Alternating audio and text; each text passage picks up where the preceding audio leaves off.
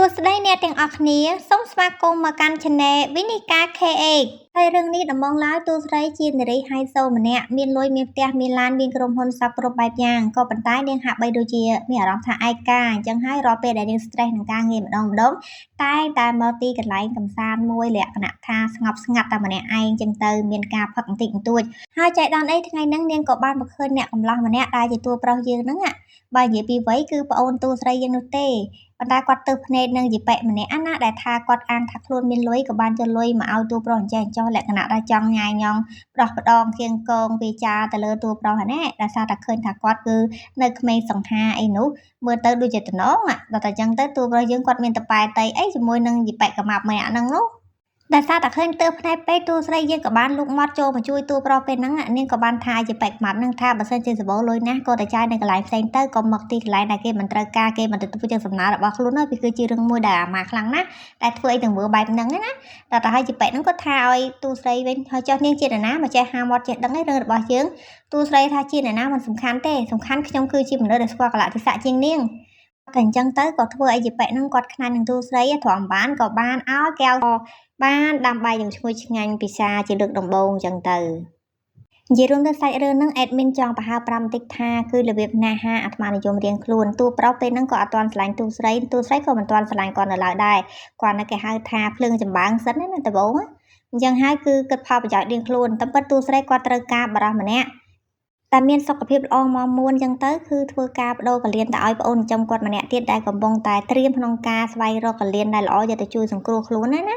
ាចំណែកតួប្រុសនេះវិញគឺគាត់កំពុងតែត្រូវការប្រាក់បន្ថែមទៀតដើម្បីយកទៅជួយមិត្តស្រីរបស់គាត់ដែលគាត់គិតថាស្រឡាញ់នឹងមើលថែនាងពួកឯអ្នកទាំងពីរស្និទ្ធស្នាលគ្នាតាំងតែពីតូចមកទាំងដែលគាត់អត់ដឹងថាតាមពិតក៏ត្រូវនាងម្នាក់នោះបោកប្រាស់ដើម្បីយកលុយរចាយវាខ្លួនឯងសោះហ្នឹងមកបដិទ្ធរឿងប្រាប់ថាខ្លួនមានជំងឺអញ្ចឹងហើយត្រូវការថ្លៃព្យាបាលអីចេះចោះហើយតួប្រុសចេះតែផ្ញើលុយឲ្យជារៀងរាល់ខែអញ្ចឹងទៅណែតើស្រីយើងអានេះវិញការដែលគាត់មកជួបតួប្រុសវាមិនមែនរឿងចៃដន្យតែគឺជាផែនការនិងគម្រោងដែលនាងដៅមករកតួប្រុសតែម្ដងពីព្រោះអីក្នុងការស្វែងរកអ្នកដែលមានកលៀនល្អហ្នឹងកូនចៅនាងស៊ើបទៅស៊ើបមកហ្នឹងឃើញថាគឺជាតួប្រុសនឹងឯងដែលគាត់គឺជាមនុស្សមានសុខភាពល្អហើយគាត់រៀនផ្នែកច្បាប់ទៅទៀតក៏ប៉ុន្តែដោយសារតែគាត់ហ្នឹងគេហៅថាការងារធ្វើទៅវាមិនទាន់បានពេញលេញណាទៅតែចេញដបងប្រាក់ខែនេះតិចក៏បានធ្វើការផាត់ឋានពីយប់គឺការធ្វើជាអ្នកលក់ស្រាក្លុកនៅក្នុងបារមួយកន្លែងហ្នឹងទៅហើយទូទៅក៏ឆ្ងល់ថាប្រវត្តិរូបក៏មិនធម្មតាដែររៀនសូត្រតែផ្នែកច្បាប់មិនបានមកធ្វើការបែបហ្នឹងប៉ុន្តែតាមមើលស្ថានភាពប្រហែលជាខ្វះខាតហើយបានជាមកធ្វើការបន្ថែមអីអញ្ចឹងណាទូស្រីគួយហ្នឹងគាត់ថាអត់ខ្វល់ច្រើនទេសំខាន់ឲ្យតែតួប្រុសយើងមានសុខភាពល្អដើម្បីគាត់យកទៅជួយអាប្អូនចំព្រោះអីនាងជាពាក់គុណជាមួយហ្នឹងដែលសារបានជួយនាងអីចឹងទី1ទី2ទៀតឪពុករបស់នាងគឺដូចជាមនុស្សមានជំងឺមួយគេហៅថានៅលើក្រែមនុស្សរុក្ខជាតិណាអញ្ចឹងហើយមួយហ្នឹងតែទៅយកអាលេសហ្នឹងដើម្បីមកឲ្យទូស្រីយើងធ្វើនេះធ្វើនោះដើម្បីតែខ្លួនណាទោះបីជាថាធ្លាប់ជួយទូស្រីប៉ុន្តែគ្រាន់តែជាលេសដើម្បីបញ្ជាឲ្យទូស្រីធ្វើអីតាមខ្លួនមកវិញហើយនាងក៏វាអត់មានជំរឿសដែរព្រោះនាងមានការងារធ្វើមានមុខមានមាត់មានលុយចាយដល់សប្តាហ៍ថ្ងៃក៏ដោយសារតែធ្លាប់ឲ្យមួយនឹងជួយអញ្ចឹងណានៅពេលនេះដែរទូស្រីរបស់យើងគាត់ក៏បានចូលមកមើលអាប្អូនចំរបស់នាងណាដល់ពេលហ្នឹងកំពុងតែលោឡាដាក់ពេទ្យដោយសារតែកំពុងមើលមកអាការៈជំងឺខ្លួនវាមិនទាន់បានធូរស្រាលណាហើយតួស្រីនាងក៏បានឆ្លើយតបទៅកាន់ប្អូនចិញ្ចឹមរបស់ខ្លួនវិញដែលបានប្រាប់ថាកុំបារម្ភអីខ្ញុំកំពុងតែត្រៀមមនុស្ស3នាក់ឲ្យឯងហើយកលៀននេះក៏កំពុងតែរៀបចំដំណើរការដើម្បីជួយឯងដែរនៅពេលដែលពេលវេលាស័ក្តិសមនឹងធ្វើការបដូរឲ្យឯងហើយ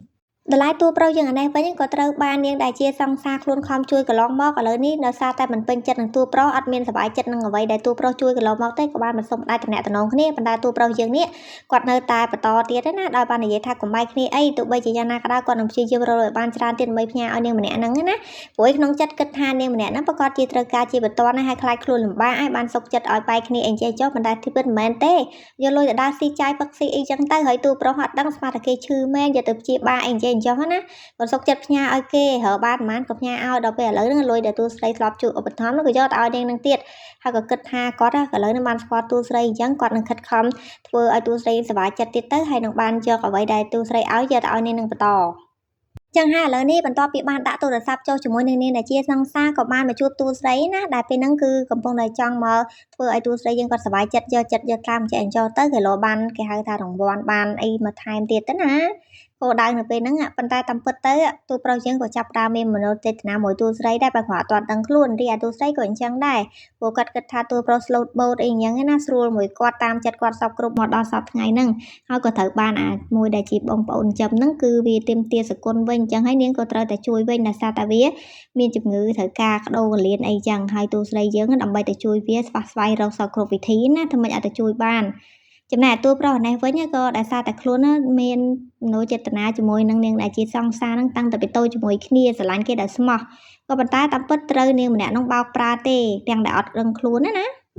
ាស្អែកព្រឹកឡើងគឺតួប្រុសក៏បានរៀបចំអាហារពេលព្រឹកយ៉ាងឈ្ងុយឆ្ងាញ់ជាពិសេសឲ្យតួស្រីណាបន្ទាប់ពីអ្នកទាំងពីរបាននៅជាមួយគ្នារួចរាល់ហ្នឹងពេលខ្លះមនុស្សយើងគឺពិបាកមែនតែនស្គាល់មុខមិនប្រកាសថាស្គាល់ចិត្តធ្វើល្អជាមួយយើងក៏មិនប្រកាសថាគេនឹងព្រោះតែគេពេញចិត្តឬក៏ចេញនៅចិត្តស្មោះជួនកាលវាត្រឹមតែជាការសម្ដែងប៉ុណ្ណោះដូចជាតួប្រុសពេលហ្នឹងអញ្ចឹងគឺគាត់គឺដោយសារតែហេតុផលត្រូវការឲ្យតួស្រីយើងសប្បាយចិត្តឲ្យរង្វាន់ចេះចោះយកទៅជួយនាងម្នាក់ទៀតតួស្រីយើងតែវិញគិតថានៅជាមួយតួប្រុសទៅយូរទៅនឹងអានយកតួប្រុសយើងទៅដូរកលៀនជួយអាមួយដែលប្អូនចិញ្ចឹមប៉ុន្តែធ្វើមិនចុងក្រោយទៅជាយ៉ាងណាក៏យើងមិនទាន់ដឹងព្រោះថាបើសិនជាមនោចេតនាអាចលុបលើផលប្រយោជន៍អាត្មានិយមរៀងខ្លួនក៏វាអាចនៅជាមួយគ្នាចឹងទៅក៏ប៉ុន្តែបើសិនជាព្រោះតែដើម្បីប្រយោជន៍ធំជាងទៅវិញចុងក្រោយគឺមានតែការបែកគ្នានឹងឯងគណៈពេលដែលតួស្រីរបស់យើងហើយនឹងតួប្រុសកំពុងតែផ្អែមល្ហែមជាមួយគ្នាក៏ស្រាប់តែមួយដែលជាអតីតគូស្នេហ៍តួស្រីក៏បានចូលមកឡូឡាអញ្ចឹងចោះឲ្យតួស្រីចឹងនៅជាមួយអ្នកផ្សេងក្រៅពីគាត់ទាំងដែលតួស្រីគាត់និយាយថាគឺគាត់ហើយនឹងអាប៉ែហ្នឹងគឺបានបែកគ្នាហើយព្រោះក្រោយពីមើលចិត្តគ្នាមួយរយៈទៅអាប៉ែហ្នឹងជាមនុស្សកលិចកលុចច្រើនទេណាមិនអាចទុកចិត្តបានទើបគាត់បានស្នើការបែកគ្នាប៉ុន្តែអាប៉ែហ្នឹងអត់ព្រមបែកពីតួស្រីនៅតែមកតាមអញ្ញាតួស្រីជាងម្ដងហើយម្ដងទៀតរហូតដល់ធ្វើនាងធុញទ្រាន់មែនតើមិនថានាងប្រើការនិយាយស្ដីបកស្រាយយ៉ាងម៉េចក៏ប៉ែហ្នឹងនៅតែអត់ព្រមឈប់រវល់មួយតួស្រីនៅតែចង់បានតួស្រីមកខ្លាយទៅជាមនុស្សរបស់ខ្លួនវិញណាទាំងតែតួស្រីគាត់និយាយថាបើគាត់បែកគឺបែកហើយគាត់មិនបកក្រោយទេ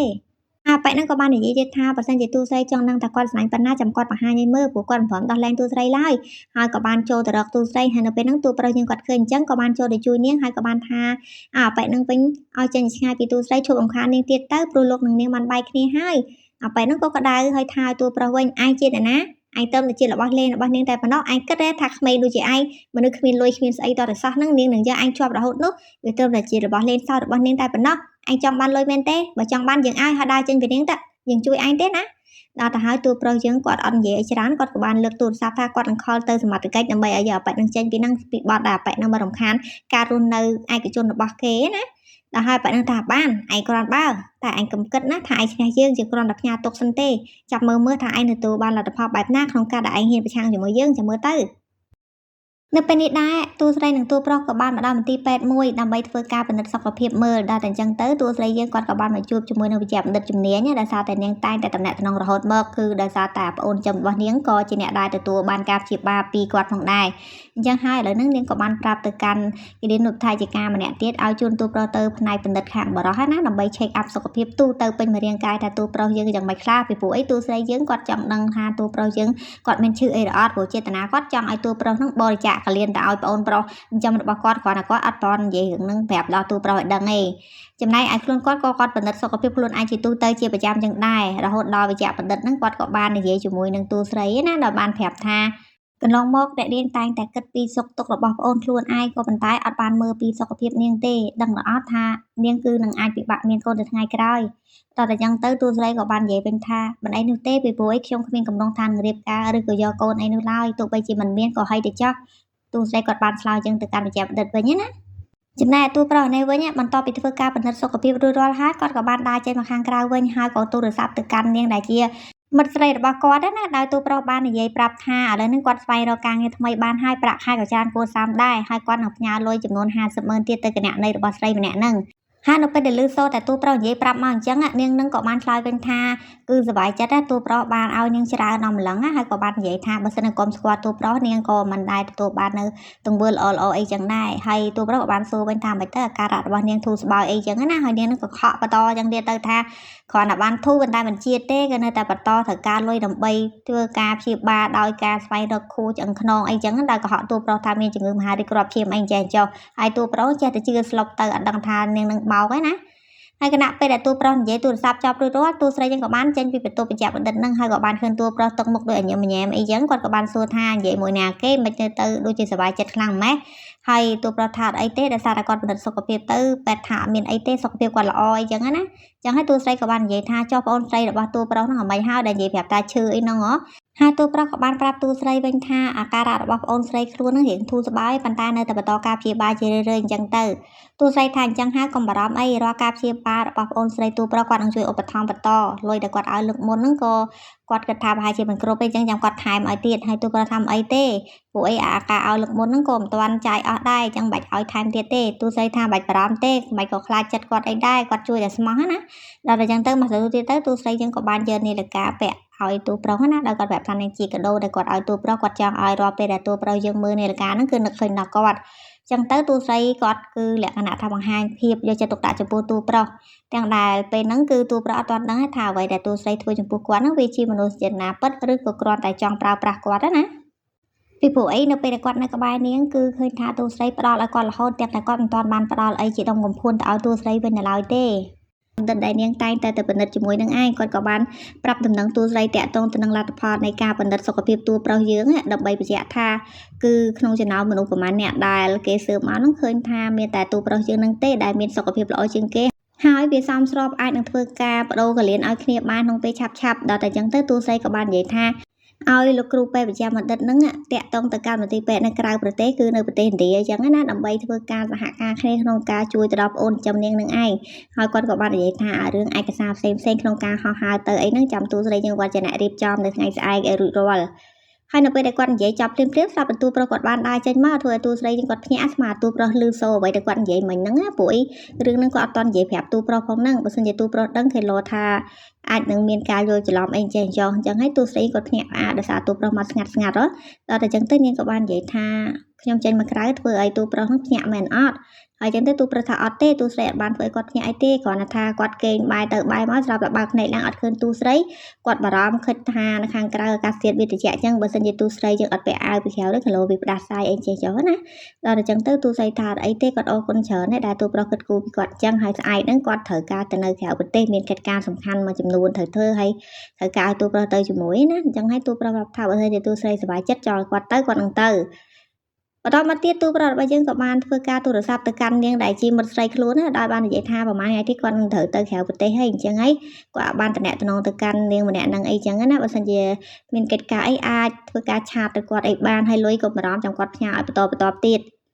ចំណែកទូស្រីជាងនេះវិញគាត់ចេះតែឆ្ងល់ថាគៀកនឹងម៉ោងឡើងចន្លោះទៅហើយតើទូប្រុសគាត់នៅឯណាមិនក៏មិនទាន់ទៅជួបគាត់ទៀតទេណាដល់គាត់ឆែកមើលតាមគេហៅថា GPS ទៅឃើញថាទូប្រុសយើងនៅកន្លែងផ្ទះដែលទូស្រីហើយនឹងគាត់ធ្លាប់នៅជាមួយគ្នាហ្នឹងមិនក៏គាត់អត់ព្រមចេញមកទៀតទូស្រីគាត់ឆ្ងល់ដល់តែភ្លាមហ្នឹងគាត់ក៏បានធ្វើការបើកឡានទៅរកទូប្រុសជាមួយនឹងកូនចៅគាត់ទេណាគាត់គិតថាប្រហែលជាទូប្រុសមានរឿងអីក៏មិនដឹងដល់ទៅពេលចូលមកដល់គឺពេលហ្នឹងទូប្រុសយើងមែនក៏ត្រូវបានក្រុមរបស់អាប៉ែមួយដែលតាមឆ្លាញ់ទូស្រីយើងលើកមុនហើយទូស្រីអត់ព្រមទៅជានាវិញបញ្ជូនកូនចៅឲ្យទៅធ្វើស៊ីទូប្រុសដល់ទៅពេលហ្នឹងទៅគាត់ក៏បាននិយាយថាមើលទៅមុខរបស់ឯងស្អាតដល់ហើយអញ្ចឹងតើបានជាស្រីអ្នកមាននោះចង់បានឯងខ្លាំងម្ល៉េះតែយើងប្រាប់ទៅពួកឯងត្រូវជារបស់លេងសើចគេទេឯងណាមុខមាត់រូបរាងប៉ុណ្ណឹងដែរមិនក៏មិនទៅរកដៃគូណាស័កសមតិចទៅឯងទៅចាំបាច់តាក់ទងអីរឿងបែបហ្នឹងទូប្រុសថាបាត់មករបស់ឯងទៅយើងមកចូលចិត្តមនុស្សដូចជាឯងនោះឡើយអញ្ចឹងប៉ុន្តែយើងក៏មិនចង់និយាយមួយឯងប្រហែលដែរដោយសារតែយើងត្រូវធ្វើការងារបដៅឯងខ្លះតែប៉ុណ្ណោះហើយនៅពេលហ្នឹងគឺបែបហ្នឹងគាត់ចាត់ការធ្វើស៊ីទូប្រុសយើងណាហើយពេលហ្នឹងទូស្រីយើងគាត់ក៏បានមកភ្លាមជាមួយនឹងកូនចៅគាត់ជាច្រើនអ្នកដែលនៅពេលហ្នឹងគាត់ក៏បានស្ទុះមករកទូប្រុសយើងព្រោះគិតថាទូប្រុសយើងបែបមានបញ្ហាអីហើយអញ្ចឹងហើយធ្វើឲ្យទូស្រីរបស់យើងគាត់បារម្ភពីទូប្រុសយ៉ាងខ្លាំងណាព្រោះគាត់អត់ចង់ឲ្យទូប្រុសមានបញ្ហាអីនោះទេត្បិតថាក្នុងគោលបំណងគាត់ពីដំបូងចង់ឲ្យទូប្រុសបរិច្ចាគកលៀនទៅឲ្យប្អូនចិញ្ចឹមគាត់ពិតមែនក៏ប៉ុន្តែមនោសេតនាដែលគាត់នៅជាមួយទូប្រុសមួយរយៈនេះក៏ធ្វើឲ្យគាត់មានការអាណិតមានការស្រឡាញ់ចូលចិត្តទូប្រុសបន្តិចម្ដងហើយដែរទូស្រីយើងណាហើយនៅពេលដែលទូស្រីកំពុងតែអង្គុយមើលទូប្រុសលោកគ្រូពេទ្យហ្នឹងក៏បានចូលមកប្រាប់នាងថាឥឡូវទូប្រុសគាត់លែងអីហើយប៉ុន្តែនៅសុខភាពខ្សោយអញ្ចឹងហើយអាការបដូរកលៀនហ្នឹងត្រូវតែពជាពេលសិនទូស្រីក៏បាននិយាយប្រាប់ថាអញ្ចឹងគួរតែបន្ថែមរបបអាហារល្អៗដើម្បីឲ្យរាងកាយរបស់គេឆាប់រឹងមាំឡើងវិញគ្រូពេទ្យថាអត់អីទេនឹងធ្វើតាមអីដែលទូស្រីបានប្រាប់ បន្ទាប់មកទៀតប្រកស្រាយឡើងទូស្រីយើងគាត់ក៏បានធ្វើការរុយរទេះឲ្យទូប្រុសយើងចេញមកស្រស់ស្រូបអាកាសខាងក្រៅឲ្យសុខភាពគាត់ឆាប់ស្រស់បោះហើយណាហើយនៅពេលនឹងដែរក៏ទូប្រុសគាត់និយាយថាខ្ញុំនឹកស្មានថាខ្ញុំដល់ដំណាក់កាលនេះសោះមិនខំណាឲ្យទូស្រីមករុញគាត់អីចឹងណាហើយទូប្រុសថាគាត់សុំទោសមិនចង់ឲ្យទូស្រីមកលំបាកជាមួយគាត់ទេចឹងហើយទូស្រីក៏ឆ្លើយវិញថាអ្នកដែលត្រូវសុំទោសគួរជាគាត់វិញឯងព្រោះអីទូប្រុសខ្លាចតែបែបហ្នឹងគឺដោយសារតែមួយដែលតាមស្រឡាញ់ទូស្រីហ្នឹងប្រើកូនចៅទៅធ្វើបាបទូប្រុសអញ្ចឹងគឺទូប្រុសយើងទៅជាបែបហ្នឹងព្រោះតែនាងនឹងឯងហើយអ្វីដែលគាត់ត្រូវតបសងទៅទូប្រុសវិញគឺការមើលថែគាត់ឆាប់ជាទូប្រុសថាអញ្ចឹងហេតុផលដែលទូស្រីល្អមួយគាត់គឺព្រោះតែបែបហ្នឹងទេអីទូស្រីថាគឺជាការជួយទៅដល់ទូប្រុសយើងវិញព្រោះអីទូប្រុសជាមនុស្សល្អអីចឹងណាតែប៉ុន្តែទូប្រុសពេលហ្នឹងគាត់កំពុងតែស្វែងយល់ដូចគ្នាថាតើមិនបានទូស្រីធ្វើល្អមួយគាត់ពេកពេលខ្លះគាត់កំពុងតែស្វែងយល់ថាតើទូស្រីហ្នឹងពិតជាមានអារម្មណ៍ល្អចំពោះគាត់ពិតឬក៏ដោយសារតែហេតុផលអីម្យ៉ាងព្រោះគាត់អត់ទាន់ដឹងច្បាស់លាស់ហ្នឹងណាថាទូស្រីហ្នឹងនឹងចង់ឲ្យគាត់ដូរកលៀនអីទៅឲ្យប្អូនប្រុសរបស់ខ្លួនហ្នឹងគាត់អត់ទាន់ដឹងឯងគ្រាន់តែគាត់ចេះតែមានអារម្មណ៍សង្ស័យនៅឡើយប្រហែលថ្ងៃក្រោយទៅទៀតបន្ទាប់ពីទូប្រុសបាននាងធូរស្បើយពីជំងឺរបស់គាត់ហើយពេលហ្នឹងគាត់ក៏បានធ្វើស៊ុបមួយចានឲ្យទូស្រីញ៉ាំបដាពិនិត្យមើលឯកសារបដាហើយនៅពេលហ្នឹងនាងក៏ជ្រាបសួរទូប្រុសថាតើប្អូនស្រីទូប្រុសដែលតែងតែនិយាយថាមានជំងឺហើយនាងជួបឧបត្ថម្ភហើយមានឈ្មោះអីដែរទូប្រុសក៏បាននិយាយប្រាប់វិញថានាងឈ្មោះអានរ៉ាន់អីចឹងណាឲ្យទូស្រីយើងបានដឹងចឹងទៅហើយទូស្រីតែតកូលទូប្រុសមែនព្រោះអីគិតថាជាប្អូននោះទូប្រុសក៏កុហកថាហ្នឹងឯងតកូលដូចគាត់តាមពិតនាងហ្នឹងមិនមែនទេគឺជាអ្នកដតីមានតែបងប្អូនអីគាត់ប៉ុន្តែដោយសារពេលហ្នឹងគាត់ត្រូវការជួយនាងនឹងបន្តនោះចឹងចេះតែកុហកទូស្រីសិនទៅប៉ុន្តែទូស្រីចឹងជាមនុស្សឆ្លាតចុះគេអ្នកធ្វើការបណ្ណាបណ្ណៃដែរគេមិនទៅល្ងងអីគាត់ណាទូប្រុសនិយាយប៉ុណ្ណឹងនោះនាងគាត់ណាអើនៅមុខទូប្រុសចឹងណាតែក្រោយមកទៀតទូស្រីយើងក៏បានចូលទៅសង្ងំនៅក្នុងកតុបឯកសារពិនិត្យមើលបដាក៏បានតាក់ទងទៅកូនចៅឲ្យជួយមើលប្រវត្តិរូបរបស់ទូប្រុសណាគាត់ចង់ដឹងថាតើមានឈ្មោះស្អីអានតាមដែលទូប្រុសនឹងនិយាយមិញហ្នឹងគឺមានឬក៏អត់ចង់ដឹងថានាងអ្នកនឹងជាអ្នកណាឲ្យប្រកាសព្រោះអីគាត់សង្ស័យថាតើជាប្អូនស្រីមែនឬក៏ជាអីព្រោះមិនទុកចិត្តទូប្រុសដែរណាទូស្រីយើងព្រោះគាត់ធ្វើការនៅក្នុងសង្គមបែបហ្នឹងការទុកចិត្តវាគឺជារឿងមួយដែលគាត់បន្ថយវិធានណាអញ្ចឹងមុនទុកចិត្តលុះត្រាតែគាត់ដឹងពីប្រវត្តិច្បាស់លាស់នៅពេលនេះដែរនៅពេលដែលទូស្រីយើងកំពុងតែពិនិត្យមើលឯកសារសពគ្រប់បែបយ៉ាងទូប្រុសយើងក៏ចូលមកដល់ពេលហ្នឹងទូស្រីក៏គាត់មានអារម្មណ៍ថាអត់សូវសប្បាយចិត្តម៉ាដោយសារទូប្រុសចូលមកភ្លាមព្រោះឯកសារដែលគាត់កំពុងពិនិត្យហ្នឹងគឺវាតាក់ទងទៅនឹងរឿងរបស់ទូប្រុសត្រូវប្រូកលៀនអីចែងចោះហើយបើទូប្រុសចូលមកដឹងគាត់មិនវីវអញ្ចឹងបានគេគាត់ធ្វើជានិយាយថាមុនក្រោយពេលទៅចូលកតុបឲ្យចេះគូទ្វារផងកុំចូលមកឆៅអញ្ចឹងណាហើយទូប្រុសគាត់ថាសុំទោសគាត់អត់មានចេតនាចូលមកអញ្ចឹងភ្លាមប៉ុន្តែភ្នែកគាត់ក៏លេចមកខ្វាច់ទៅគាត់ឃើញដូចជាប្រវត្តិរូបរបស់គាត់នៅលើតុទូស្រីណាគាត់ធ្វើឲ្យទូប្រុសចាប់ផ្ដើមមានអារម្មណ៍សង្ស័យថាទូស្រីបានស៊ើបអីពីខ្លួនឬក៏យ៉ាងម៉េចណាបន្តមកទៀតទូប្រុសយើងក៏បាននិយាយថាកុំឲ្យទូស្រីខឹងគាត់អីគាត់សុំទោសឥឡូវចេះទៅឡើងទៅជាន់លើទៅមានអាកតុបគេលេងបុកបយ៉ាអញ្ចឹងប្រមូលទូស្រីលេងជាមួយគ្នាទៅកុំឲ្យនាងស្មុគស្មាញ stress ច្រើនចង់ឲ្យទូស្រីយើងសុបាយចិត្តអីនោះណែទូស្រីនាងក៏បានឆ្លៀតសួរទូប្រុសថាចុះសុខភាពមិនហើយប្រហែលថ្ងៃមុនហ្នឹងធូរស្បើយមែនតើហើយអីទូប្រុសថាអីទេជាបានហើយក៏អាចលេងបុកបយ៉ាមួយទូស្រីបានដែរបើមិនជឿទៅសាកធ្វើដៃមួយគ្នាណាអញ្ចឹងហើយទូប្រុសនិងទូស្រីក៏បានបដើគ្នាចេញពីកតុបហ្នឹងទៅហើយទូប្រុសយើងមុននឹងចេញទៅភ្នែកគាត់នៅអត់អស់ចិត្តចំពោះឯកសារលើតុទូស្រីណាគាត់ចេះតែមានអារម្មណ៍នឹកថាគាត់ត្រូវធ្វើម៉េចឲ្យបានមើលឯកសារហ្នឹងឲ្យបានថាតើវាជាឯកសារអីប្រកបណាបន្តិចក្រោយមកទៀតអ្នកទាំងពីរក៏បានមកដល់អាជាន់គេលេងបុកបយ៉ាហ្នឹងហើយទូប្រុសយើងនេះគាត់ក៏សាកមិនចេញថ្មីដៃឲ្យទូស្រីមើលឃើញថាគាត់ពិតជាលេងបានល្អហើយទូស្រីទៅសារថាទូប្រុសយើងមើលទៅដូចជាបកាយលេងអាខាងបុកបយ៉ាអីហ្នឹងទូប្រុសថាអត់ទេគាត់គ្រាន់តែលេងទៅតែប៉ុណ្ណោះប៉ុន្តែគ្រាន់តែមានអារម្មណ៍ថាពេលណាគាត់ stress ក៏គាត់ចង់លេងអាប្រភេទហ្នឹងដែរឥឡូវគាត់ប្រាប់ថាឥឡូវទូស្រីម្ដងមើលចង់ដឹងថាថ្មីដៃទូស្រីអស់ចាដែរឬក៏អត់ទូស្រីថាខ្ញុំធ្លាប់លេងទេប៉ុន្តែខ្ញុំក៏នឹងសាកលើមើលថាតើវាយ៉ាងម៉េចដែរហើយនៅពេលដែលទូស្រីយើងគាត់លេងទៅគឺគាត់ធ្វើមិនបានល្អដូចជាទូប្រុសហើយព្រោះគាត់មិនមែនជាអ្នកចូលចិត្តលេងអញ្ចឹងឯនោះពេលអបសុកឯគាត់គឺជ្រើសរើសការស្ដាប់តន្ត្រីឬក៏ការផឹកអីបន្តិចបន្តួចតែប៉ុណ្ណោះមិនធ្លាប់ជ្រើសរើសអាប្រភេទលេងបុកបយ៉ាអីហ្នឹងទេអញ្ចឹងហើយធ្វើឲ្យធ្វើដែររបស់គាត់មិនសូវជាល្អទេហើយទូប្រុសយើងគាត់សើចអីអញ្ចឹងទៅគាត់ក៏បាននិយាយថាបើសិនជាទូស្រីចង់លេងអាហ្នឹងឲ្យបានបង្កើតអីទេចាំមើលគាត់អាចបរៀនបានណាគាត់ក៏បានចូលទៅក្បែរទូស្រីដើម្បីជួយបរៀននាងអីចេះចុះហើយនៅពេលហ្នឹងដែរគាត់ក៏ឆ្លៀតនិយាយមួយទូស្រីបដាណាថាទូស្រីធ្លាប់គិតចង់រៀបការឬក៏អត់ចឹងហើយទូស្រីសួរថារៀបការអីទូប្រុសថាសម្រាប់ខ្ញុំបើសិនជាការរៀបការគឺមានតែបងស្រីទេដែលខ្ញុំចង់រៀបការជាមួយអីចឹងណានិយាយសម្ដីផ្អែមល្ហែមចឹងមកធ្វើឲ្យទូស្រីយើងនេះទុនចិត្តល្អហ្មងណាដល់ពេលដែលទូប្រុសយើងគាត់ប្រើវិចារដ៏ផ្អែមឈ្ងុយឈ្ងប់មកចឹងប៉ុន្តែមិនដឹងថាក្នុងចិត្តរបស់គាត់អញ្ចឹងមែនឬក៏អីឬថាបោកគាត់ទេ ហើយគណៈពេលដែលអ្នកទាំងពីរកំពុងតែផ្អែមល្ហែមយ៉ាងស្អិតរមួយជាមួយគ្នានៅបច្ច័យដនអីទូរស័ព្ទក៏បានរួមមកកាត់ចង្វាក់ណាហើយទូរស័ព្ទយើងក៏បានងាកចេញពីទូប្រុសហើយលើកទូរស័ព្ទយកមកនិយាយដោយសារតែកូនចៅកំពុងតែរាយការណ៍មកកាន់នាងថានៅពេលហ្នឹងគឺអាលោកម្ចាស់ទី4នៅក្នុងក្រុមគ្រួសារទូស្រីកំពុងតែអុកឡុកនៅក្រុមហ៊ុនទាមទារឲ្យទូស្រីបកគលលុយ5លានបន្ថែមណាដល់តែអញ្ចឹងទូស្រីក៏បានប្រាប់ទូប្រុសថាគាត់មានការសំខាន់និយាយទូរស័ព្ទបន្តិចឲ្យទូប្រុសហ្នឹងចេញទៅក្រៅចាំគាត់មុនទៅនៅពេលហ្នឹងគឺទូស្រីរបស់យើងក៏នៅនិយាយបន្តជាមួយនឹងកូនចៅតាក់ទងនឹងរឿងហ្នឹងដោយប្រាប់ថាកុំឲ្យពួកនឹងបារម្ភឲ្យចាំគាត់ដោះស្រាយតាមក្រោយរីឯទូប្រុសយើងនេះជ្រៀតក្នុងឱកាសដែលទូស្រីជាងគាត់ឡៃតែនិយាយទូរស័ព្ទហ្នឹងគាត់ក៏បានចូលទៅក្នុងអាកតុបឯកសារហ្នឹងមើលមុនទូស្រីគឺគាត់បានលួចមើលរួចទៅហើយថាទូស្រីយើងហ្នឹងគាត់ទុកឯកសារលើតុងគឺជាស្អីគឺតាក់ទងទៅនឹងការចង់បដូរកលៀនគាត់ជាមួយនឹងប្អូនចិញ្ចឹមរបស់ទូស្រីនឹងឯងដែលធ្វើទូប្រុសយើងគាត់មានអារម្មណ៍ថាគាត់លែងពេញចិត្តជាមួយនឹងគ្រួស្រីប្រហែលហើយព្រោះគិតថាអ្វីដែលទូស្រីល្អជាមួយគាត់កន្លងមកវាគ្រាន់តែជាការចង់ប្រើប្រាស់គាត់តែប៉ុណ្ណោះវាមិនមែនជារឿងអីដែលផុសចេញពីចិត្តទេតែគាត់ក៏បានគិតឡើងវិញថាក៏វាមិនជារឿងដែលត្រូវឲ្យគាត់ឈឺចិត្តអីដែរពីព្រោះអីការដែលគាត់នឹងមួយទូស្រីកន្លងមកក៏ព្រោះដើម្បីតែគាត់ត្រូវការឧបត្ថម្ភផ្សេងយកទៅជួយនាងម្នាក់នោះនៅពេលនឹងដែរស្រាប់តែទូស្រីរបស់យើងគាត់ក៏បានចូលវិញភ្លាមព្រោះគាត់នឹកឃើញថាឯកសារទុកចោលលើតុក្រៃលើទូប្រុសមកឃើញណាពេលហ្នឹងនាងក៏បានសួរទូប្រុសថាមានបានមើលឯកសារស្អីរបស់គាត់លើតុហ្នឹងឬក៏អត់ទូប្រុសថាអត់មានទេគាត់មិនបានប៉ះពាល់អីផងគ្រាន់តែចូលមកមើលអីចឹងក៏លើទូស្រីត្រូវការអីគាត់រៀបចំដាក់ចូលវេលាណាចឹងទូស្រីក៏បានយកឯកសារនោះមកកាន់សិននាងបារម្ភខ្លាចថាទូប្រុសបានឃើញអីនៅក្នុងហ្នឹងបើថាបានឃើញគឺចោលបដ ாய் ព្រោះគាត់ខំលាក់បាំងទូប្រុសណាទាំងដែលតាមពិតទូប្រុសគាត់បានលួចមើលរួចទៅហើយនឹងដែលឲ្យទូស្រីដឹងហើយក៏ហៅថាមិនបានឃើញទៅទៀត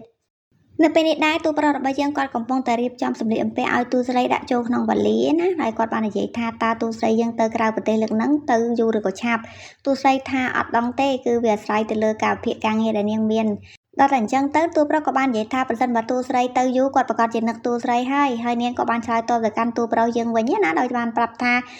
នឹកស្អីបើទៅទាំងអស់គ្នាតាមិនមែនគាត់ទៅម្នាក់ឯងហើយទុកទូប្រុសនៅហ្នឹងណាដល់តែអញ្ចឹងទូប្រុសគាត់ថាអញ្ចឹងទូស្រីនឹងជាគាត់ទៅតាមដែរមិនមែនទូស្រីតែរឿងហ្នឹងប្រកាសហើយពួកគាត់មិនអាចទុកទូប្រុសចោលម្នាក់ឯងទេគឺទៅណាមកណាគឺត្រូវតែទូប្រុសទៅកំដរគាត់ណាដល់តែអញ្ចឹងទូប្រុសយើងគាត់ថាពិតមែនអីមិនក៏ទូស្រីល្អមួយគាត់មិនហ៎ណាដល់តែអញ្ចឹងទៅទូស្រីក៏បានសួរទៅទូប្រុសវិញអញ្ចឹងបើសិនជាខ្ញុំល្អជាមួយនឹងឯងអញ្ចឹងតើមានអីគួរតែតបស្នងជាមួយនឹងគាត់វិញណាហើយទូប្រុសយើងគាត់បានហៅទូស្រីថាបងស្រី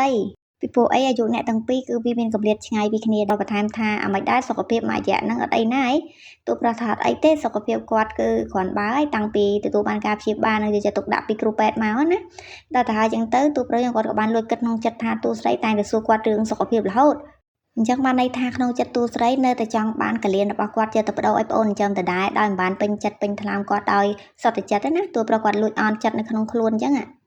ស្អែកឡើងទូស្រីរបស់យើងក៏បានបកគលកាត់ខ្មៅមួយទៅឲ្យទូប្រុសដែលបាននិយាយថាឲ្យគាត់ទៅរកទានសម្លៀកបំពាក់មកដើម្បីទៅចូលរួមកម្មវិធីជប់លៀងគេនឹងពេលយប់ជាមួយនឹងទូស្រីហើយបន្ទាប់ពីទូប្រុសបានទទួលនៅកាតនឹងពីទូស្រីរួចរាល់គាត់ក៏បានប្រាប់ថាគាត់នឹងធ្វើតាមអ្វីដែលទូស្រីប្រាប់បន្តមកទៀតទូស្រីយើងក៏បានបើកឡានចេញទៅក៏ប៉ុន្តែនៅពេលដែលទូស្រីទៅបាត់ទូប្រុសក៏បានទូរស័ព្ទទៅរកនាងអានរ៉ាន់ដែលជាមិត្តស្រីរបស់គាត់ភ្លាមណាដែលបានប្រាប់ថាឥឡូវហ្នឹងគាត់មកដល់ក្រុងហើយសុំជួបបន្តិចបានអត់ព្រោះគាត់នឹកនាងខានជួបយូរណាតើនាងម្នាក់ហ្នឹងក៏បដិសេធថាអាចមកជួបបានរវល់ចេះរវល់ចុះព្រោះអីចង់បែកពីទូប្រុសយូរហើយគិតថាទូប្រុសគាត់តែជាមនុស្សមួយដែលអត់មានមុខមានមាត់អត់មានលុយអីផងហ្នឹងទៅតាក់តងធ្វើអីចង់សប្បាយរកគេអ្នកមានណោះតែសុំបែកច្រើនដងទូប្រុសក៏អត់ព្រមបែកដល់ឥឡូវទូប្រុសថាអត់អីទេសុំជួបតាមមួយផ្លែតក៏បានដែរតែបានឃើញមុខចឹងណាហើយអ្នកទាំងពីរក៏បានទៅជួបគ្នានៅហាងកាហ្វេមួយនៅពេលដែលចូលទៅដល់ទូប្រុសក៏បានសួរថានាងនឹងរវល់ធ្វើអីបែកកបៅយឺតម្ល៉េះអីចឹងណានាងនឹងក៏និយាយថាអូរវល់ការងារចេះចុះចេះរើលេស100ចំពុកណាយកមកនិយាយមួយទូប្រុសដល់អញ្ចឹងទូប្រុសសួរថាមិនដែរសុខភាពអត់អីទេឥឡូវហើយចំពោះការរៀនសូត្រថ្លៃបងសាលាថ្លៃចាយវាមិនដែរមានលុយចាយអត់ឥឡូវនេះគាត់គឺរកការងារថ្មីបានលុយសាគូសំដែរចាំមើលចាំគាត់ផ្ញើលុយឲ្យនាងនឹងចាយអីទៀតណាហើយនាងនឹងក៏និយាយថាអត់អីទេហើយឥឡូវហ្នឹងគាត់ក៏មានការសិក្សាមួយដែលល្អប្រសើរដែរប៉ុន្តែគ្រាន់តែថាវាទៅតាក់ទងលើការចំណាយរាល់ថ្ងៃក៏ត្រូវការចាយទៅលើការព្យាបាលនៅតែបន្ទោកុហកទូប្រុសអញ្ចឹងណាទុកកង់សគួរគេលោថាតាក់អ្នកនេះបាននោះបានចង់ក្រោយយកទូប្រុសនឹងឯងដល់ទៅនាងនឹងក៏និយាយទៅអូនតែប្រាប់ទូប្រុសសពគ្រប់បែបយ៉ាងនាងទៅទូប្រុសថាអញ្ចឹងកុំបារម្ភគឺផឹកតែរៀនទៅមិនបាច់ទៅរកការងារផាតថាមអីធ្វើថែមឯងចាំគាត់ជួយឧបត្ថម្ភពីក្រៅអញ្ចឹងណាហើយភ្លាមៗនោះស្រាប់តែទូស្រីទូរស័ព្ទមករកទូប្រុសសួរថានៅឯណាទិញកៅអៅបានឯនៅដើម្បីទៅជួបគ្នាត្រៀមរៀបចំទៅកម្មវិធីជប់លៀងជាមួយនឹងគាត់ chẳng hai tu pro các bạn có hạ tha còn được nông hang tình cả ai chèn cho hai con các bạn nghiệm mơ một niềng đại chi một say được còn thấy cái nè và đó mình tiết của bạn chụp gì một tu say hai nghiệm một prap niềng mẹ đang tha còn miền càng như này cầm hôn chẳng ấy xong từ muốn này ao ấy niềng mẹ đang nằm mẹ ấy na ấy hai niềng nó coi thay thật ấy té ở tu pro cho đó là tu pro trên tập hot đó niềng mẹ đang hơi tuổi thôi men cứ để khả năng tha thuần đoán người tu pro nó ăn trong chụp một tu pro hay bữa miền ban từ lạnh tu pro ấy cứ mẹ rắm tha thôn tròn trong sông bay từ nhất bần đại tu pro dương quật nơi tạm phỏng bay chèn gió na tiếng này đừng khuyên từ lạnh tu pro tê có pong ta trong spa hộ nè miền thực đây nè cái lang tu sre bao dương có ban mà cho rung cam vị thi chụp liên năng men hai nơi bên nắng cứ niềng ban mà đo môn tu pro đài bên nắng niềng có ban chụp để mẹ đại tai thôi ca bọc bột chèn chụp môn tu sre mẹ rắm tha khai tu sre lỡ chiên luôn anh chèn gió na hai niềng mẹ năng có ban mà tha tu sre tha lưu xôn đồng năng tha bay khi chụp mùi bẹ mua để tam lạnh tu sre ngày môn nó đại tu sre có ta còn sông bay hai bùa là bẹ năng chỉ đặt sơ chỉ lỡ nút đó là lớn niềng mẹ năng còn dậy tha chẳng mấy ba chào bẹ năng phỏng từ spa chập để na ai tiệt hao chẳng á đó là hai tu sre thaธรรมดาเต้ละบ่ถ้าชอบเผอหายคือวิกมินในสำหรับตู้ใส่เจเต้จังให้บันเซนเจนดิ่งบันแดนั่งจองบ้านก็ยอดเตอร์ละบ่ถ้ากวาดแรงจองบ้านแต่หาวิกว่าจะเจสำรามได้เป็นเนาะบันเซนจีเนียงสบายจองจับสำรามเราสอยลุยนั่งก็ยอดเตอร์เนียงถ่ายเต้เนียงเอาได้ดอบเนาะหรือโซดตู้ใส่ยังเกิดดื้อดองถ่ายเว้นจังเนียงนั่งถอมบ้านก็บ้านเลือกได้ของโจเตอร์เฟอร์ซีตู้ใส่ก็มันตามเมียนะตู้เปล่ายังก็บ้านมาจับได้ในนั่งจับเอาเตอร์ปากปอตู้ใส่บ้านให้ปุ๋ยคือจิ้มเนื้อสำคัญแต่ปากกวาดนู้ตัวใบจะกวาดดังทาตู้ใส่ใส่กุบกวาดก่อนอะไรใบแต่เจกาปลาพอไปยาวจังบ้านกวาดโอกเลียนไอ้กระดาก็มันได้ตู้เปล่าก็โดยเนื้อเมียมเนื้อเจตนาจิจารหมวยตู้ใส่ปุ๋ยเนี่ยทั้งปีเนื้อจมูกนี้ก็ยูคูลซ้ำได้ให้แมนตึบแต่เลยนะจำได้อันนี้มันเนี่ยนั่งเว้นเราแต่เคยหาตู้เปล่าโจกลัวมาช่วยตู้ใส่จังกับบ้านปลายกาธาเถอจีเองที่บ้านจีเจนมากาปีห่วงหางเจนหมกเจนหมดไอ้คนสมบัติหมดแล้วจังเตอร์ตู้ใส่แบบท่าคือจีไอ้ก็ได้ยังบาดเจ็บดังไอ้จีรึมตอกluôn ở baoตู้ใส่ให้นั่งตู้เปล่าแต่ปนอกมีแปะปอนในนั่งเนี่ยนั่งเล่าอีกเฮ้ยเนี่ยนั่งกับบ้านท่าฮ่อไอ้เจ้าแต่ใส่กบใส่เนี่ยแต่กัดไอ้ดังเต้นิ่งนิดโดเปล่าดูโดกับไอ้จังเฮ้ยไอ้มันเจ้าเพิ่มที่ไอ้ดับปลาบอลรูมจมูกเปล่าเซ็งไอ้เจ้าจ้อนะเฮ้ยตู้ใส่ยังถอดบ้านก็เจ้าตัดตะลึงหมกดิ่งนั่งเอาไปสว่างติ๊กกับมอยท่าหมดนั่งวีออดกับเมอเป๊กhai chẳng hạn nếu mẹ nó có không thì mọi người tu sai thay chẳng mấy chân cho cao phân mà chị mình bán đấy nhưng ai khăn hiên cha thì chỉ với những cha với đọc về lượt tới cha tu pro chân rốt tờ rớn á ở đâu cha thử tu sai đi hai con sẽ tất cả tu pro chân chân từ tu sai khơi đàn chẳng có bàn kết tha tu pro hết sốc chặt rớn niên chui niên mà đâu chỉ bị đâu ai chẳng á niên có bà rắm đá có xu thạt ấy thế tu pro thạt ấy thếคือสามกับอันติงตัวแต่เป็นนอกวิกเมียนเอาไว้สำคัญกับมาตัวใส่ยังสิตักตักบ้านให้ก่อนจะตักก่ออัดปัญหาได้ตัวเปล่าเชิงนะในกลายมาตู้ใส่ยังกับบ้านโจครูนแต่ท่าเอาเนี่ยมันแหนนั่งบัตรต่อดาบ้านปรับท่าชกแปะปอนจมูกหนึ่งก้อนให้หนึ่งตู้เปล่าใครบ้านในแต่บัตรต่อทั่วครูนมันดังชาไอ้ยังเตี้ยตู้ใส่หนึ่งเลี้ยงเป็นอย่างจ้าได้ดอกมันยกโยเล่มันท่าจีเนี้ยหรือกรมหุ่นดอกบ่เอาปงได้ดอกบ่เนี่ยมันแหนนั่งไงตู้ใส่หนึ่งทั่วไอ้ใส่ทนมองยังให้ชบหรือว่าลงบวยตู้ใส่ได้แต่บัตรใส่เจ้ารุ่นไหนซ้อนนะตู้ใส่ยังเหยียดแต่ปนนั่งกับบ้านเอาได้ตู้เปล่าเจนมาวิ่งให้បន្តមកទៀតទូស្រីយើងក៏ត្រូវចូលខ្លួនដើម្បីធ្វើ promotion ក៏ដូចជាបទបង្ហាញមួយទៅដល់អតិថិជនស្ដីអំពីផលិតផលថ្មីរបស់នាងត្រៀមដាក់លក់លើទីផ្សារហើយចឹងហើយទូប្រុសក៏ប្រាប់ថាឲ្យទូស្រីនឹងធ្វើការងារខ្លួនចង់បាច់ប្រອບវាគាត់ទៅបន្ទប់ផ្លាស់អាវសិនចាំតិចទៀតគាត់ចេញមកវិញណាអញ្ចឹងហើយបន្តមកទៀតទូស្រីរបស់យើងក៏បានធ្វើបទបង្ហាញជូនទៅដល់អតិថិជនទាំងអស់ដែលកំពុងតែចូលរួមក្នុងកម្មវិធីអំពីផលិតផលថៃរក្សាស្បែកមុខរបស់នាងណាដែលទៅតែធ្វើការដាក់លក់លើទីផ្សារពីព្រោះអីនាងបានស្រាវជ្រាវផលិតផលនោះយូរឆ្នាំដែរហើយមុននឹងធ្វើការត្រៀមចេញលក់នៅលើទីផ្សារប៉ុន្តែគណៈពេលដែលនាងកំពុងតែធ្វើបទបង្ហាញសក់ក៏ត្រូវបានអបិមួយដែលជាក្តីគូប្រជែងផលិតផលមួយទូស្រីណាចូលមកអុកលុកក្នុងកម្មវិធីដែលបានចាត់ប្រកាន់ថាផលិតផលរបស់ទូស្រីនេះលួចយកគ្រឿងផ្សំរបស់ខ្លួនហើយថែមតែធ្វើឲ្យអតិថិជនអ្នកដែលប្រើប្រាស់ដំបូងនោះគឺថាមិនប៉ះពាល់ដល់ស្បែកអីចេះចឹងណាភ្លាមនឹងដែរក៏ស្រាប់តែអ្នកកសាជាច្រើនរូបក៏បាននាំគ្នាមកចោមរោមទូស្រីសួរសំណួរថាមិនបានជាទូស្រីយើងទៅលួចផលិតផលរបស់គេយកគ្រឿងផ្សំរបស់គេដូចគ្នាសឹងតែ 90% យកមកផលិតចឹងណាតំណែងទូស្រីយើងនៅពេលដែលទទួលបានព័ត៌មានចឹងភ្លាមបណ្ដាយនាងនៅគ្រប់គ្រងស្មារតីខ្លួនឯងបានឡើយនាងក៏បានឲ្យឆ្លើយតបមួយអ្នកសារព័ត៌មានចង់សួរអីសួរទៅព្រោះនាងអត់ខ្វល់អត់ត្រូវការនិយាយទាំងអស់ហើយក៏បានចេញទៅណាហើយនិយាយជាមួយអបិនឹងថាមានហេតុផលមកចោទប្រកាន់គាត់អញ្ចឹងកុំភ្លេចថាផលិតផលរបស់នាងគឺបានស្រាវជ្រាវអស់ពី3ឆ្នាំមកនាំមកយកមកដាក់លក់លើទីផ្សារមិនក៏មកចោទប្រកាន់នាងអីចេះចុះនាងមិនជឿជាក់ថាដៃគូសហការជាមួយនាងគឺជាអ្នកទៅលួចគ្រឿងផ្សំអបិនឹងយកមកផលិតនាងអត់ជឿអញ្ចឹងណាហើយបន្តមកទៀតអបិនឹងក៏បានគេហៅថាធ្វើស៊ីទូស្រីយើងដាក់ឲ្យស្ត្រីម្នាក់មកបន្លំខ្លួនថាជាអ្នកបានតេស្តផលិតផលទូស្រីហើយទៅជាលាក់ស៊ីអញ្ចឹងចុះណាហើយក៏បានហើយនាងនឹងចូលមកហើយនាងនឹងក៏រត់ចូលមកមែនដោយបានចាត់ប្រកាន់ថាបន្ទាប់ពីប្រើប្រាស់ផលិតផលរបស់ទូស្រីក៏ធ្វើឲ្យមុខរបស់គាត់អាលាក់ស៊ីក្រហមអីចេះចុះចឹងទៅហើយគាត់ថាផលិតផលរបស់ទូស្រីយើងคล้ายដាក់លក់លើទីផ្សារមិនល្អជាផលិតផលបោកប្រាស់អីចឹងណា ចឹងទៅទូស្រីយើងពេលហ្នឹងគាត់ដូចភាំងដែរដោយសារវាភ្លាមពេកចឹងណាគាត់អាចធ្វើការទប់ទល់មួយអាស្ថានភាពនឹងបានឡើយហើយទូប្រុសរបស់យើងឃើញអញ្ចឹងក៏គាត់បានចូលមកជួយទាន់ណាហើយទូប្រុសក៏បានប្រាប់ថាកុំឲ្យទូស្រីបារម្ភអីត្រឡប់ទៅផ្ទះសម្រាប់សិនទៅចាំដោះស្រាយរឿងនៅពេលក្រោយទៀតព្រោះមិនអាចដោះស្រាយបានភ្លាមបានទេគាត់ក៏បានបីទូស្រីយើងចេញពីស្ថានភាពហ្នឹងណាយប់ឡើងនៅពេលដែលត្រឡប់មកដល់ផ្ទះវិញទូប្រុសយើងគាត់អត់អស់ចិត្តទេនឹកឃើញថាណិតទូស្រីអញ្ចឹងក្នុងនាមគាត់ជាមនុស្សម្នាក់ដែលនៅមួយទូស្រីទោះបីជាថាទូស្រីប្រើប្រាស់គាត់ក្នុងផលប្រយោជន៍ក៏ដោយប៉ុន្តែគាត់ក៏មានមនោចេតនាមួយចំនួនទៅលើនាងអញ្ចឹងហើយគាត់ក៏ជានិស្សិតផ្នែកច្បាប់ទៀតទើបទូប្រុសយើងគាត់មកអង្គុយស្រាវជ្រាវពេញមួយយប់ហ្មងដើម្បីរកគាត់តាមមួយចំនួនហើយធ្វើលិខិតផ្សេងតាក់ទងទៅនឹងផ្លូវច្បាប់ឲ្យទូស្រីជួយការពារនាងណាកុំឲ្យអាប៉ែតនឹងមកចោទប្រកាន់ឬក៏យកអ្នកណាណីម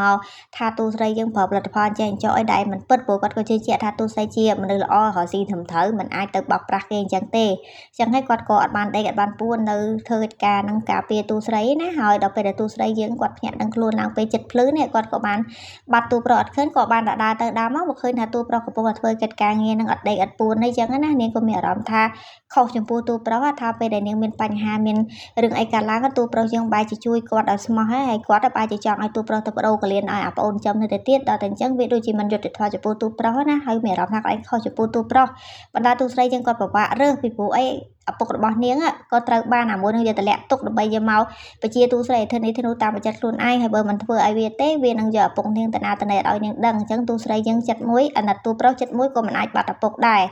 អញ្ចឹងហើយវាពិបាកក្នុងការដើរផ្លូវដែលទូស្រីគាត់រើសនឹងប្រហែលថ្ងៃក្រោយមកទៀតទូស្រីរបស់យើងក៏បានមកចូលរួមនៅក្នុងកម្មវិធីសន្និសីទកសែតមួយរបស់អាប៉ែហ្នឹងដែលជាគូប្រជែងទូស្រីចង់ងើបឡើងមកអួតផលិតផលខ្លួនចេញចោះពេលហ្នឹងក៏ជាពេលដែលទូស្រីយើងគាត់ចេញម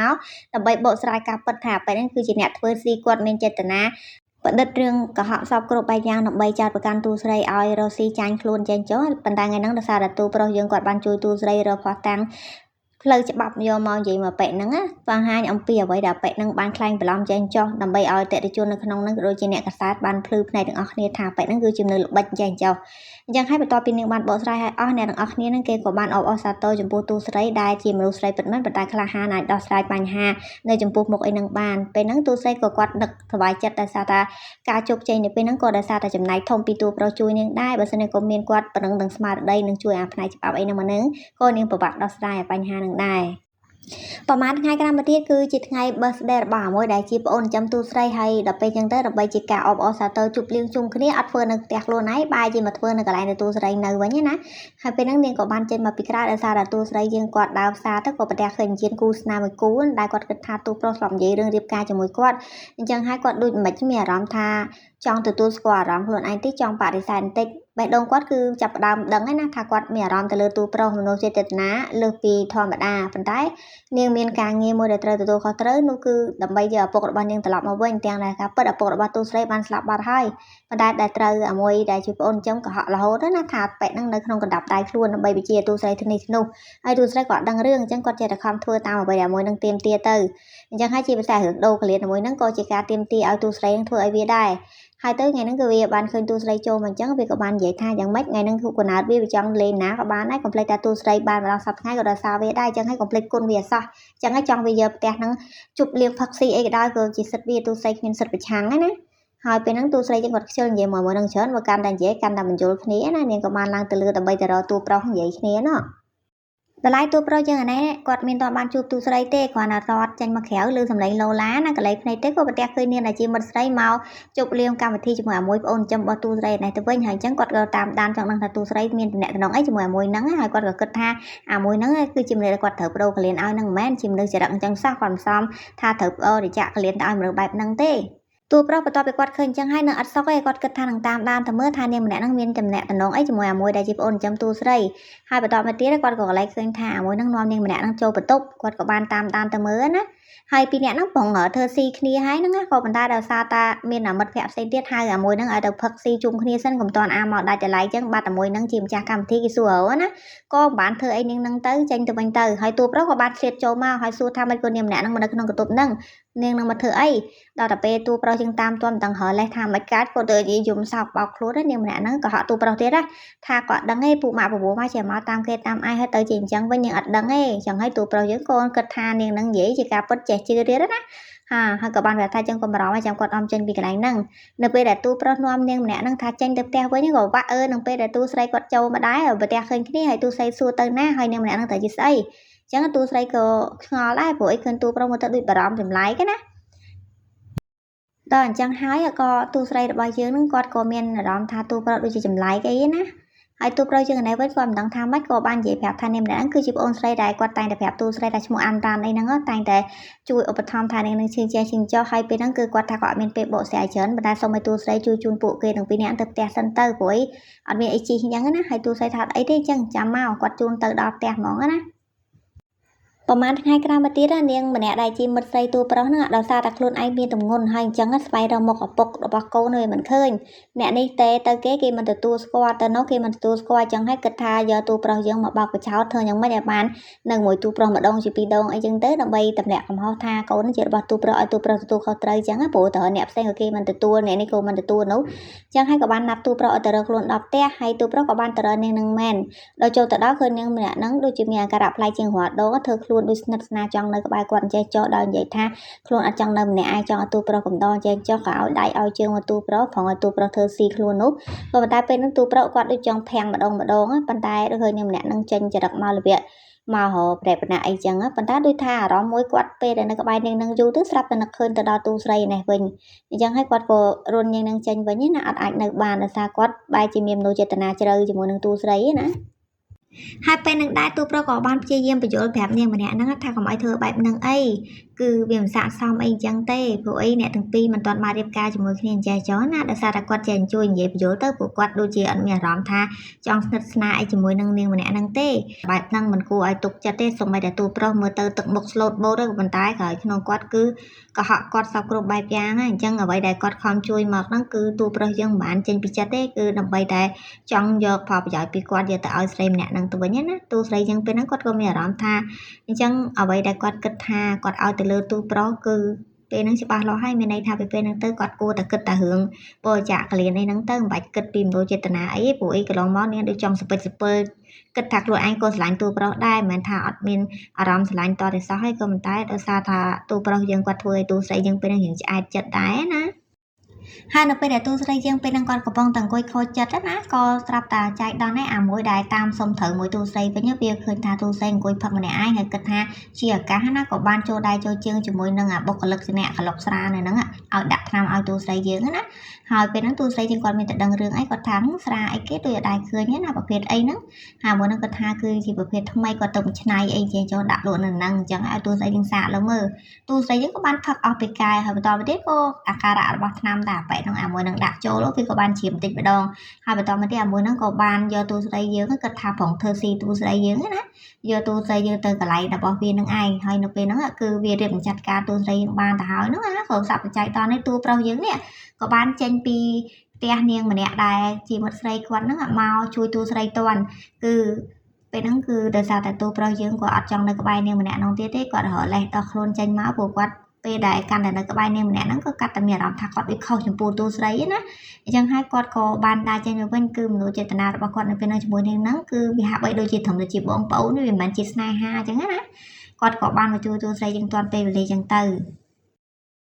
ៅច្រើនថ្ងៃមកទៀតឥឡូវនេះក៏ដល់ពេលដែលអ្នកទាំងពីរគឺត្រូវធ្វើដំណើរមកក្រៅប្រទេសក្នុងការត្រៀមខ្លួនបដូរកលៀនមួយដែលជាប្អូនចាំទូស្រីណាហើយពេលហ្នឹងទូស្រីយើងគាត់ដូចមានអារម្មណ៍ថាសពិចសពិលគាត់ដូចចង់ឲ្យទូប្រុសធ្វើបន្តិចអត់បន្តិចណាហើយគាត់ក៏បានឲ្យត្រៀមរកមនុស្សផ្សេងក្រៅតែពីទូប្រុសណាដើម្បីបំរុងគេលោថាមិនមកគាត់បដូរចិត្តគឺឲ្យអ្នកផ្សេងដែរមិនមែនជាទូប្រុសព្រោះគាត់ពេលហ្នឹងគាត់ពិបាកប្រឆាំងនឹងអារម្មណ៍ខ្លួនឯងដែរ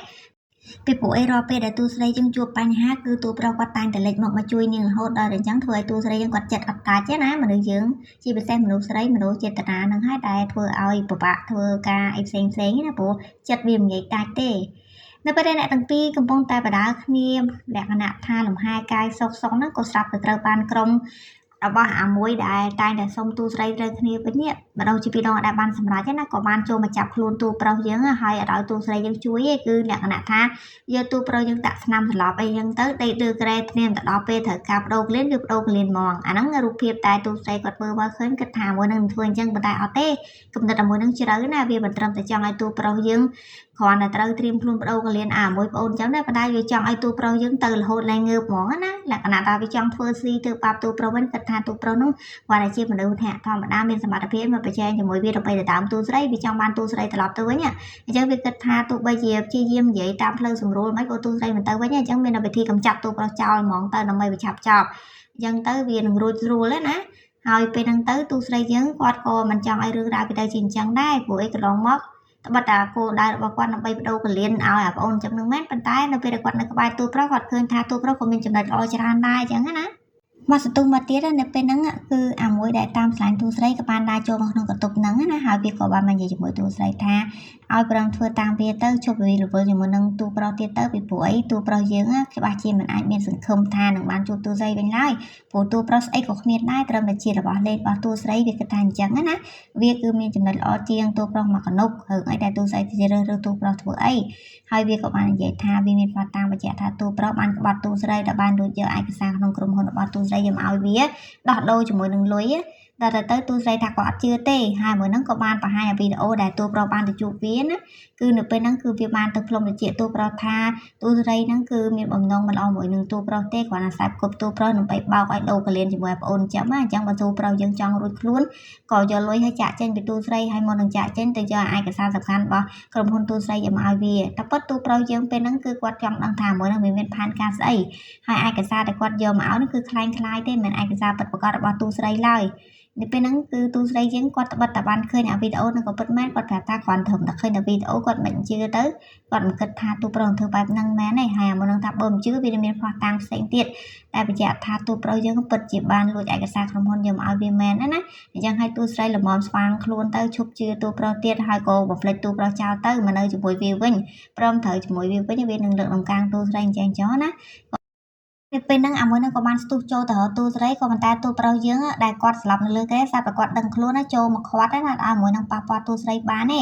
រីឯទូស្រីយើងក៏គាត់ភ្ញាក់ផ្អើលនៅស្មាទូប្រុសយើងដេកស្លាប់នៅក្រែសក់ក៏សាប់តែភ្ញាក់មកជួយគាត់ហើយនិយាយរួមទៅអត់ទៅរកពេលទូស្រីយើងជួបបញ្ហាគឺទូប្រុសយើងទោះបីជាគាត់ជាឬគាត់ឈឺគឺមកជួយទូស្រីបានរហូតណាហើយពេលហ្នឹងអាមួយហ្នឹងក៏បានចេញទៅវិញទៅហើយទូស្រីសួរទូប្រុសថាអីទេយ៉ាងម៉េចហើយមិនក៏ទូប្រុសយើងនៅតែមកជួយគាត់ទៀតចឹងគាត់បារម្ភណា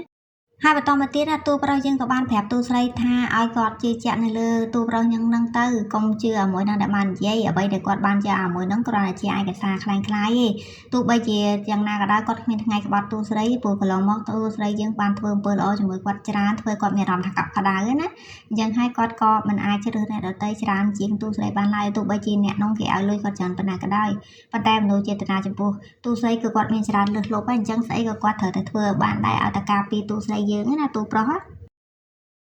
អញ្ចឹងហើយបន្តមកទៀតពេលហ្នឹងគឺទូស្រីរបស់យើងកំពុងតែរុញអតេសទូប្រុសចេញមកខាងក្រៅក៏បានជួបជាមួយណាប្អូនអញ្ចឹងតែពេលហ្នឹងគឺគេកំពុងតែត្រៀមធ្វើការបដូរកលៀនឲ្យគ្នាអញ្ចឹងទៅហើយទូប្រុសយើងក៏គាត់បន្លំខ្លួនធ្វើជាស្លាប់តែប៉ិតពេលហ្នឹងគាត់អត់មានស្លាប់ស្អីទេគាត់គ្រាន់តែចង់ដឹងការពិតថា2នាក់3នាក់ហ្នឹងវាកំពុងមានផែនការស្អីទៀតដល់ពេលអញ្ចឹងទៅអាមួយដែលជាប្អូនអញ្ចឹងក៏និយាយថាគឺវាអត់ខ្វល់ទេសំខាន់ពេលហ្នឹងគឺវាតែការបដូរកលៀនហើយទៅព្រោះពេលហ្នឹងគាត់នៅជាមួយនឹងនាងម្នាក់ដែលជាមិត្តស្រីទូស្រីឥឡូវគាត់ថានាងម្នាក់ហ្នឹងមានកូនទៅទៀតអញ្ចឹងគឺត្រៀមខ្លួនធ្វើជាពុកគេតែតាមពិតកូនក្នុងពូនាងម្នាក់ហ្នឹងមិនមែនកូនរបស់មួយហ្នឹងទេ